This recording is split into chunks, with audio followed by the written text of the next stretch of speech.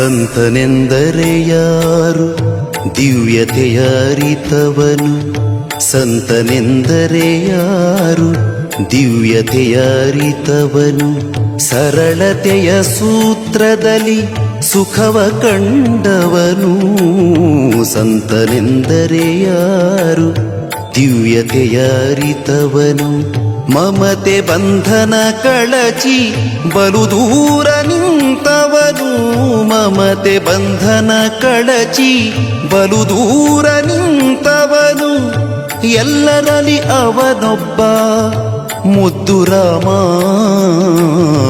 ಎಲ್ಲರಲ್ಲಿ ಅವನೊಬ್ಬ ಮುದ್ದು ರಾಮ.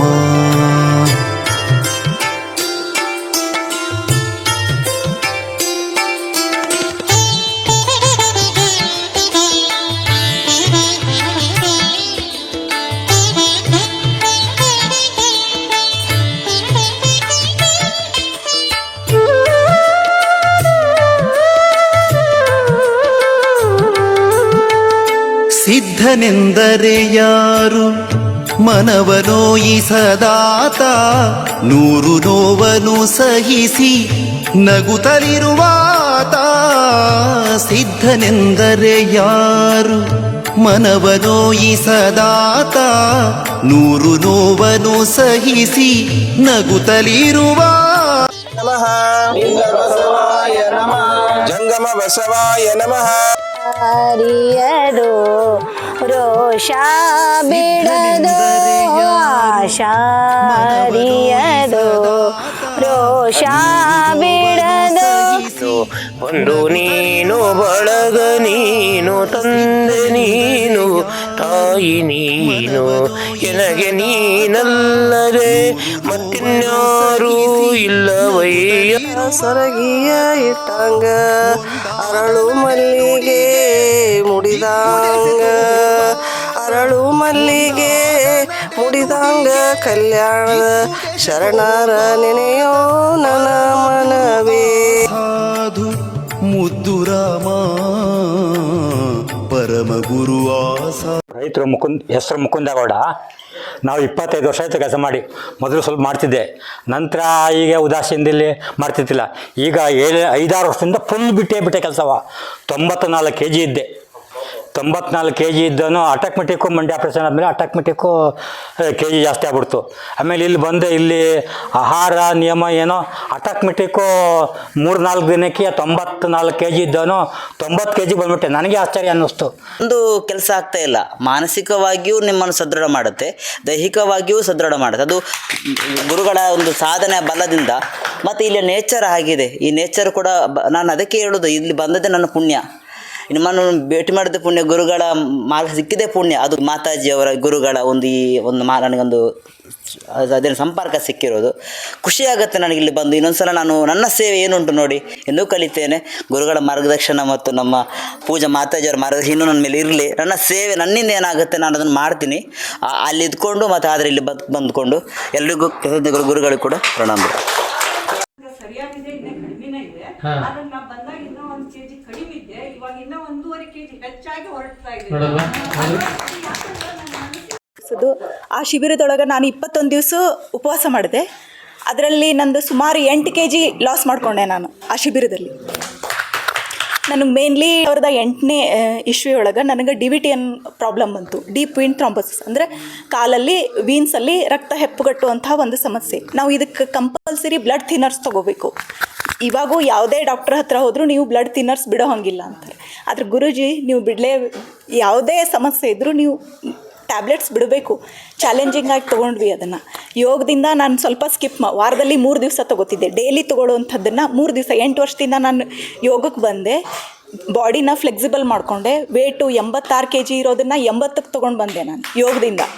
ಆದರೆ ಅದ್ರ ತಳಗೆ ಇಳಿಯಾತಿರ್ಕಿಲ್ಲ. ಕೆಲವೊಂದು ಸ್ಟಿರಾಯ್ಡ್ ಬಹಳ ಸೀವಿಯರ್ ಆಗಿರೋ ಸ್ಟಂಟ್ ಕುಂಡ್ರಿಸೋ ಲೆವೆಲಿಗೆ ಬಂದಿತ್ತು ನನ್ನ DVT ಪ್ರಾಬ್ಲಮ್. ಆದರೆ ಆ ಒಂದು ಸಮಸ್ಯೆಯಿಂದ ನಾನು ಯೋಗದಿಂದ ನನ್ನ ಬಾಡಿನ ಫ್ಲೆಕ್ಸಿಬಲ್ ಮಾಡಿಕೊಂಡೆ, ನಡೆಯೋ ಸ್ಥಿತಿಗೆ ನನ್ನನ್ನು ತೊಗೊಂಡು ಬಂದೆ.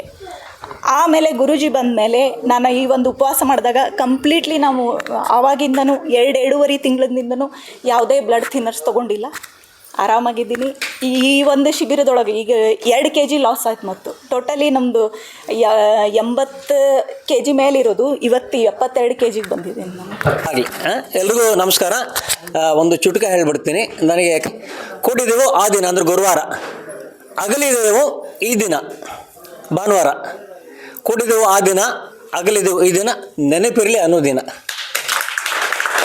ಇಷ್ಟೆಲ್ಲ ಆತ್ಮಗಳ ಪುಣ್ಯಾತ್ಮಗಳ ದರ್ಶನ ಭಾಗ್ಯ ಈ ಒಂದು ಶಿಬಿರದೊಳಗೆ ನನಗೆ ಸಿಕ್ಕದ್ದು ತುಂಬ ಖುಷಿಯಾಗಿದೆ. ನಾನು 70 kg ಇದ್ದೆ. ಅಲ್ಲಿ ಉಳಿವಿ ಹತ್ರ ಶಿವಪುರ ಇದೆ, ಅಲ್ಲಿ ಟ್ರ್ಯಾಕಿಂಗ್ ಇಟ್ಟಿದ್ರು. ಅಲ್ಲಿ ಹತ್ತಿದಾಗ 2 kg ಕಡಿಮೆ ಆಗಿದ್ದೆ. ಇಲ್ಲಿ ಅಂತ ಕಂಪ್ನಿಯಿಂದ ಬಂದಿದ್ದೀನಿ. ನನಗೆ ಶುಗರ್ ಇದೆ. ಶುಗರ್ ಬಂದು 20 ವರ್ಷ ಆಯಿತು. ಅದು ಪ್ಯಾಂಕ್ರಸ್ ಪ್ರಾಬ್ಲಮಿಂದ ಬಂದಿದ್ದು ಶುಗರು. ನಾನು ಬೆಳಗ್ಗೆ ಒಂದು ಇನ್ಸುಲಿನ್ ತೊಗೊತಿದ್ದೆ. ಮಧ್ಯಾಹ್ನ ಎಲ್ಲ ಇದು ಪ್ಯಾಂಕ್ರಸ್ ಪ್ರಾಬ್ಲಮ್ ಅಂತ ಪ್ಯಾಂಕ್ರಸಿನ ಟ್ಯಾಬ್ಲೆಟ್ಸ್ ಕೊಟ್ಟಿದ್ದರು. ಅಂದರೆ ಊಟ ಮಾಡಬೇಕಾದ್ರೆಲ್ಲ ಒಂದೊಂದು ಟ್ಯಾಬ್ಲೆಟ್ ತೊಗೋಬೇಕು. ಊಟ ಮಾಡಬೇಕಾದ್ರೆಲ್ಲ ಒಂದೊಂದು ಟ್ಯಾಬ್ಲೆಟ್ ತೊಗೋಬೇಕು. ಒಟ್ಟು ದಿನಕ್ಕೆ ಒಂದು ಇನ್ಸುಲಿನು, 3 ಟ್ಯಾಬ್ಲೆಟು ಮತ್ತು ನೈಟು ಶುಗರ್ ಟ್ಯಾಬ್ಲೆಟು, ಒಟ್ಟು 5 ಆ ಥರ ಇತ್ತು. ಇಲ್ಲಿ ಬಂದ ತಕ್ಷಣ ಇವರು ಹೇಳಿದರೆ ನಾವು ಅದಕ್ಕೆ ಇಲ್ಲಿ ಊಟ ಹೇಗೆ ಕೊಡ್ತಾರೋ ಏನೋ ಅಂತಂದು ಬರಬೇಕಾದ್ರೆ ಬಿಸ್ಕಿಟು ಅವೆಲ್ಲ ಇಟ್ಕೊಂಡು ಬಂದಿದ್ವಿ. ಅಂದರೆ ನಮಗೆ ಶುಗರು ಒಂದಿನ ಒಂದು ತಾಸು ತಿನ್ನಲಾರ್ದಂಗೆ ಇರ್ತಾ ಇದ್ದಿಲ್ಲ. ಅವರು ಡಾಕ್ಟ್ರ್ ಹೇಳ್ಬಿಟ್ಟಿದ್ರು, ನೀವು ಗಂಟೆಗೆ ಒಂದು ಸಾರಿ ತಿನ್ನಬೇಕು, ಒಂದೇ ಸಾರಿ ಹೊಟ್ಟೆ ತುಂಬ ತಿನ್ನಬಾರ್ದು ಅಂತ. ಹಾಗಾಗಿ ನಾವು ಎಲ್ಲಿಗೆ ಹೋದರೆ ಮತ್ತೆ ಊಟ ಇರುತ್ತೋ ಇಲ್ಲೋ ಅಂತಂದು ಎಲ್ಲ ಪ್ಯಾಕ್ ಮಾಡ್ಕೊಂಡೇ ಬರ್ತಿದ್ವಿ. ನಾವು ಆಲ್ರೆಡಿ ಒಂದು ಪ್ಯಾಕ್ ಮಾಡ್ಕೊಂಡೇ ಬಂದಿದ್ವಿ. ಇಲ್ಲಿ ಹೆಂಗಿರುತ್ತೆ ಗೊತ್ತಿಲ್ಲ ನಮಗಿಲ್ಲದು. ಇಲ್ಲಿ ಬಂದ ತಕ್ಷಣ ಇಲ್ಲ ನೀವು ಉಪವಾಸ ಇರಬೇಕು, ಇದ್ರ ಮೇಲೆ ಇರಬೇಕು. ಇಲ್ಲ ಸರ್ ನಮಗೆ ಇದಿದೆ, ಶುಗರ್ ಇದೆ ಅಂತ ಹೇಳಿದ್ರು. ನೀವು ಮಜ್ಜಿಗೆ ಕುಡೀರಿ ಅಂದರು. ಮಜ್ಜಿಗೆ ಅಂದರೆ ಮತ್ತೆ ಊಟ ಕೊಟ್ಟು ಆಮೇಲೆ ಮಜ್ಜಿಗೆ ಕೊಡ್ತಾರೆ ಅಂದ್ಕೊಂಡಿದ್ವಿ ನಾವು. ಮಜ್ಜಿಗೆ ಕುಡಿಬೇಕಂದ್ರೆ ಊಟ ಕೊಟ್ಟ ಮೇಲೆ ಮಜ್ಜಿಗೆ ಕೊಡ್ತಾರೆ, ಅದರಲ್ಲಿ ಏನಾದರೂ ಹಾಕಿ ಕೊಡ್ತಾರೆ, ಅದರಿಂದ ಶುಗರ್ ಕಡಿಮೆ ಆಗುತ್ತೆ ಅಂತ ಆ ಥರ ಭಾವನೆ ಇತ್ತು. ಇಲ್ಲ ಮಜ್ಜಿಗೆಲೇ ನೀವು ಇರಬೇಕಂದ್ರೆ ಮಜ್ಜಿಗೆ ಜೊತೆ ಟ್ಯಾಬ್ಲೆಟ್ ಏನೂ ತೊಗೋಬಾರ್ದು ಅಂತ ಹೇಳಿದರು. ಆ ಥರ ಇರೋದು ಏನಾಗುತ್ತೆ ಆಗಿದ್ದಾಗಲೇ ಅಂತ. ಹಾಗೆ ಇದ್ದರೆ 3 ದಿನ ಆಯಿತು, ಇನ್ಸುಲಿನೂ ತೊಗೊಂಡಿಲ್ಲ, ಟ್ಯಾಬ್ಲೆಟು ತೊಗೊಂಡಿಲ್ಲ. ಆದರೂ ಫುಲ್ ಎಂಜಾಯ್ ಆಗೇ ಇದ್ವಿ. ಮೊದಲು ಥರ ಇದ್ವಿ, ಯಾವ ಥರ ಇದೆ ಅದೇ ಥರನೇ ಇದ್ದೀನಿ. ಅಂಥದ್ದು ಕಪ್ಪದ ಗುಡ್ಡ ಏರ್ಕೊಂಡು ಬಂದೀವಿ, ನಡ್ಕೊಂಡು ಬಂದೀವಿ. ಇಲ್ಲೆಲ್ಲ ಮತ್ತೆ ಅದೇ ಇದ್ರ ಮೇಲೆ ಇದ್ದೀವಿ, ಜೇನುತುಪ್ಪ ಅಲ್ಲ ಮಜ್ಜಿಗೆ ಮೇಲೆ ಇದ್ದೀವಿ. 2 ದಿನ ಮಜ್ಜಿಗೆನೇ ಕುಡ್ದಿದ್ವಿ. ಆಮೇಲೆ ಕಡಿಮೆ ಆಗ್ಬಿಡ್ತು. ಶುಗರ್ ಟೆಸ್ಟ್ ಮಾಡಿಸ್ರಿ ಅಂತ ಹೇಳಿದರು ಗುರುಗಳು. ಫಸ್ಟಿಗೆ 220 ಇತ್ತು. ಟೆಸ್ಟ್ ಮಾಡಿಸಿದ್ರೆ 105 ಆಯಿತು, 105 ಆಯಿತು. ಅದಕ್ಕೆ 2 ದಿನಕ್ಕೆ 105 ಆಯಿತು. ಇಲ್ಲ ಚೆನ್ನಾಗಿದೆ, ಫುಲ್ ಎಲ್ಲರೂ ಯೂಸ್ ಮಾಡ್ಕೊಳ್ರಿ. ಬಂದ್ವಿ. ಆದ್ರೆ ಜಾತ್ರೆಕಿನ್ನ ಮೊದ್ಲಾಗನ ನನಗೆ ಆರಾಮಿರಲಿಲ್ಲ ರೀ. ಹಿಂಗೆ ಆಯ್ತು ಅಂತ ಇವರು ಶಿವರಾತ್ರಿ ಒಳಗೆ ನಮ್ಮ ಊರಾಗ ಪ್ರವಚನ ಮಾಡಿದ್ರು ರೀ. ಆ ಪ್ರವಚನ ಬಗ್ಗೆ ವಿಚಾರ ಮಾಡಿ ನನಗೆ ಸ್ವಲ್ಪ ಆರಾಮಿಲ್ಲ, ಇದಕ್ಕೆ ಹೆಂಗೆ ರೀ ನಾನು ದವಾಖಾನೆ ತೋರ್ಸಾಕತ್ತೀನಿ, ನಿಮ್ಮ ಕಡೆ ತೋರಿಸ್ಕೊಲ್ಲ ಏನು ದವಾಖಾನೆಗೆ ತೋರಿಸ್ಲೆ ಅಂದೆ. ನೋಡಿರಿ ನಮ್ಮ ಕಡೆ ಬಂದು ನಿಮಗೆ ಆರಾಮ ಅನಿಸಿದ್ರೆ ಇಲ್ಲೇ ತೋರಿಸ್ಕೊಡ್ರಿ, ಇಲ್ಲಾಂದ್ರೆ ದವಾಖಾನೆಗೆ ಹೋಗ್ರಿ ಅಂದ್ರೆ. ದವಾಖಾನೆಗೆ ಒಂದು 6 ತಿಂಗಳಿಂದ ತೋರಿಸಿದ್ರಿ. ಅಲ್ಲೇ ಒಂದು 30-40 ಸಾವಿರ ರೂಪಾಯಿ ಕಳೆದಿದ್ದೆ. ಆದ್ರೂ ನನಗೆ ಆರಾಮ ಅನಿಸಿದ್ದಿಲ್ಲ. ಇವ್ರ ಕಡೆ ಒಂದು 3,000 ರೂಪಾಯಿದಾಗ ನನಗೆ ಎಲ್ಲ ಆರಾಮಾಗೈತ್ರಿ. ಬಾಡಿ ಕ್ಲೀನ್ ಆಗೈತಿ. ಆಮೇಲೆ ಅವ್ರು 21 ದಿನ ಜೇನುತುಪ್ಪ ನೀರು ಕುಡಿ ಅಂದ್ರೆ ನನಗೆ ಕುಡಿಯೋಕ್ಕಾಗಲ್ರಿ, ನಾ ಲಿಂಬೆ ಹಣ್ಣು ಕುಡಿಯೋದು ಗೊತ್ತಿಲ್ಲ ನನಗೆ. ನಾವು ಒಲ್ಲೆ ಅಂದ 4 ದಿವಸ ಮಾಡಿರಿ ಅಂದರು. 4 ದಿವಸ ಮಾಡಿದೆ. 2 kg ತೂಕ ಕಡಿಮೆ ಆಯ್ತು. 74 kg ಇದ್ದೆ. ಆಮೇಲೆ 2008ರಲ್ಲಿ ನಾನು ಉಪವಾಸವನ್ನು ಮಾಡಿದ್ದೆ. ಪೂಜ್ಯ ಬಸವಾನಂದ ಸ್ವಾಮಿಗಳು ಅವರು ಕೂಡ 25 ದಿನ ನಾನು ಉಪವಾಸ ಮಾಡಿದ್ದೆ. ಆವಾಗಿನ ಉಪವಾಸಕ್ಕಿಂತ ಇವತ್ತಿನ ಉಪವಾಸ ಭಾಳಷ್ಟು ನನಗೆ ಒಳ್ಳೆಯ ಲಾಭದಾಯಕ ಆಗೈತೆ. ಯಾಕೆಂದರೆ ಹೇಗೆಂದರೆ ಒಂದು ಶರಣರಾದ ವೀರೇಶ್ ಅವರು ಗುರುಜಿಯವರು ಆ ಒಂದು ಆಹಾರದ ಬಗ್ಗೆ ತಿಳುವಳಿಕೆ ಅವಾಗ ಕೊಟ್ಟಿದ್ದಿಲ್ಲ. ಈಗ ಆಹಾರ ತಿಳುವಳಿಕೆ ಕೊಟ್ಟಿದ್ರೆ ಅದರಿಂದ ಬಹಳಷ್ಟು ಇದೈತಿ. ಆಮೇಲೆ ನನಗೆ ನಿದ್ರಾಹೀನತೆ, ನನ್ನ ಒಂದು ತಪ್ಪಿನಿಂದ ನನ್ನ ನಿದ್ರಾಹೀನತೆ ಬಂದಿದೆ. ಅದು ಡಾಕ್ಟರ್ ದುಗಾಣಿಯವರು ಮತ್ತು ಆನಂದ್ ಪಾಂಡುರಂಗಿ ಹುಬ್ಬಳ್ಳಿ ಧಾರವಾಡವರು ಇಬ್ಬರು ಕೈ ಎತ್ತಿದ್ದಾರೆ, ಆಗೋದಿಲ್ಲ ನೀವು ಮೆಡಿಟೇಷನ್ ಹೋಗಬೇಕು ಅಂತೇಳಿ. ಆದರೆ ಇಲ್ಲಿ ಬಂದಾಗ ಸ್ವಲ್ಪ ಈಗ ನನಗೆ 2 ದಿನದಲ್ಲಿ ಸುಮಾರು 2 ತಾಸು 3 ತಾಸು ಅಷ್ಟೇ ನಿದ್ದೆಗೈತಿ. ಟ್ಯಾಬ್ಲೆಟ್ ತೊಗೊಂಡಿಲ್ಲ. ಬಾಡಿ ಎಲ್ಲ ಹೀಟ್ ಅನಿಸ್ತೈತಿ. ಆದರೆ ಮೂತ್ರದ ಮೂಲಕ ಮತ್ತು ಬೇದಿ ಮೂಲಕ ನಿನ್ನೆ ರಾತ್ರಿ 6 ಸತ ಬೇದಿ ಆಗೈತಿ ನನಗೆ. ಮೊನ್ನೆ ರಾತ್ರಿ 6 ಸಲ ಆಗೈತಿ. ಆಮೇಲೆ 1 ತಾಸು ಒಮ್ಮೊಮ್ಮೆ ರಿಸಸ್ಸು. ಇವೆಲ್ಲವೂ ಮತ್ತು ಎಷ್ಟು ಉಪವಾಸ ಇದ್ದರೂ ಇದು ನನ್ನ ಮತ್ತು ಚಕ್ರ ಬರ್ದಿತ್ತು ರೀ ನನಗೆ. ಅದು ಸಹಿತ ಇವತ್ತು ನನಗೆ ಕಡಿಮೆ ಆಗೈತಿ.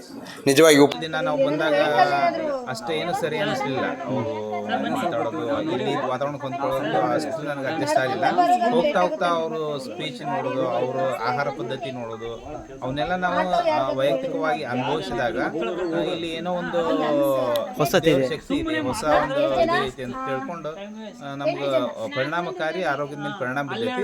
ಮತ್ತೆ ನಾವು ಇದನ್ನ ತಿಳ್ಕೊಂಡು ಮತ್ತೆ 4 ಜನಕ್ಕೆ ಹೇಳುವಂತ ಒಂದು ಕೆಲಸ ನಮ್ದಾಗೈತೆ ಅಂತ ಹೇಳ್ಬೋದು. ಅದೇ ಲೋಕೇಶ್ ಲಮಾಣಿ ಅಂತೇಳಿ ಯಲಬುರ್ಗದಿಂದ ಬಂದಿವಿ. ನಾವು ಯೋಗ ಟೀಚರ್ ಆಗಿ ವರ್ಕ್ ಮಾಡ್ತೀವಿ. ಇಲ್ಲೆಲ್ಲ 3 ದಿನ ಬಂದಿದ್ದು ಒಳ್ಳೆ ಉಪಯೋಗ ಆಯ್ತಲ್ಲ. ಬಂದಿದ್ದೀವಿ ಬಸವರಾಜ್ ಅಂತೇಳಿ. ಈ ಒಂದು 3 ದಿನ ತುಂಬಾ ಅದ್ಭುತವಾಗಿದೆ. ಕಪ್ಪತ್ತಗುಡ್ಡ ಮಲ್ಲೇಶ್ವರ ಸ್ವಾಮಿ ದೇವಸ್ಥಾನದಲ್ಲಿ ನಾವೆಲ್ಲ ಇದ್ದೀವಿ. ತುಂಬಾ ಖುಷಿ ಆಗುತ್ತೆ ವಾತಾವರಣ ಎಲ್ಲ ನೋಡಕ್ಕೆ. ಹೆಂಗಾಯ್ತು ನಡ್ಕೊಂಡು ಬಂದು? ಭಾರಿ ಚೆನ್ನಾಗಿ ಜೋಶಲ್ಲಿ ನೋಡ್ಕೊಂಡು ಚಲೋ ಆಗಿದೆ ಅಲ್ಲ? ಹೇಗಾಗತ್ತೆ ಬಂದು? ಖುಷಿ ಆಗತ್ತಾ? ಏನು ತುಂಬ ಏನು ಕಲ್ತಿರಿ ಇಲ್ಲಿ ಹೊಸತ್ತು? ಹಾಂ ಹಾಂ ಹಾಂ, ನಿಮ್ಮ ಮುಖದಲ್ಲಿ ಆ ತೇಜಸ್ ಕಾಣುತ್ತೆ. ಚೆನ್ನಾಗಿದೆ ಅಲ್ಲ? ನ್ಯಾಚುರಲ್ ಕರೆದು ಕೊಡ್ತಾರಲ್ಲ ಎಲ್ಲ ಎಲ್ಲ ಚೆನ್ನಾಗಿ. ಹಾಂ, ಗುರುಗಳು ಹೇಗೆ ಮಾರ್ಗದರ್ಶನ? ಹಾಂ ಹಾಂ ಹಾಂ, ಸರಿ ಸರಿ.